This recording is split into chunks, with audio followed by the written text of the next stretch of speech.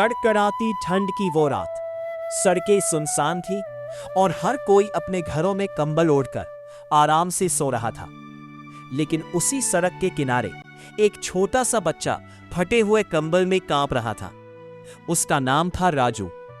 उसकी उम्र सिर्फ 8 साल थी, लेकिन उसकी आंखों में जो दर्द था वो किसी बड़े इंसान से कम नहीं था। ठंडी हवा उसके शरीर को चीर रही थी और वो धीरे धीरे कांपते हुए आसमान की तरफ देख रहा था। माँ, आज बहुत ठंड लग रही है, उसने धीरे से कहा।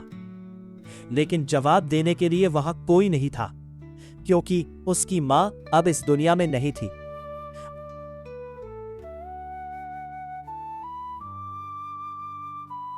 अगली सुबह ठंड अभी भी कम नहीं हुई थी।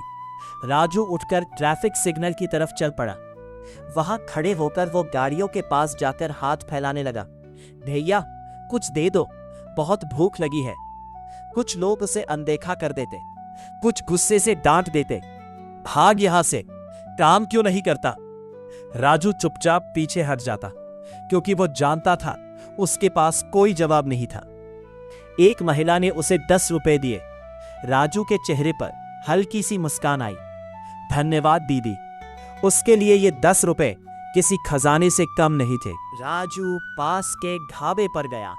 भैया, एक रोटी दे दो। ढाबे वाला गुस्से में बोला, जल्दी खा और निकल। राजू जल्दी जल्दी खाने लगा। उसके लिए वो रोटी सिर्फ खाना नहीं थी, वो उसकी जिंदगी थी। शाम होते होते ठंड और बढ़ गई। राजू पुल के नीचे जाकर सोने की कोशिश करने लगा। तभी कुछ बड़े लड़के वहां आए। ए छोटे, यहां सोने का टैक्स देना पड़ेगा।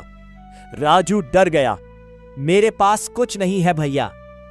उन्होंने उसे धक्का दिया और चले गए। राजू जमीन पर गिर पड़ा। उसकी आंखों से आंसू निकलने लगे। रात के अंधेरे में पार्क की एक बेंच पर बैठकर राजू रो रहा था।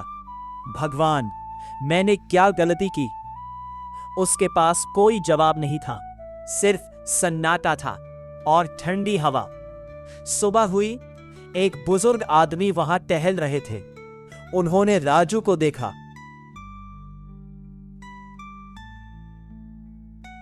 बेटा, तुम यहां अकेले क्या कर रहे हो? राजू चुप रहा। उसकी आंखों में डर था। बुजुर्ग ने प्यार से कहा, डरो मत, मैं तुम्हारी मदद करना चाहता हूं। वो थे शर्मा जी। शर्मा जी उसे चाय और बिस्किट खिलाते हैं। नाम क्या है तुम्हारा? राजू। राजू धीरे से जवाब देता है। शर्मा जी के चेहरे पर एक हल्की मुस्कान। शर्मा जी उसे काम दिलाने की कोशिश करते हैं, लेकिन हर जगह से एक ही जवाब आता, ये बच्चा है, काम नहीं कर सकता।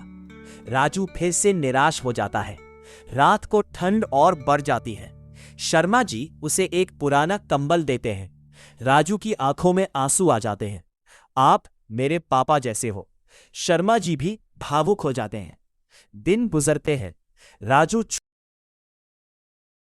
छोटे मोटे काम करके जिंदगी चला रहा था। तभी एक दिन शर्मा जी अचानक बीमार पड़ जाते हैं।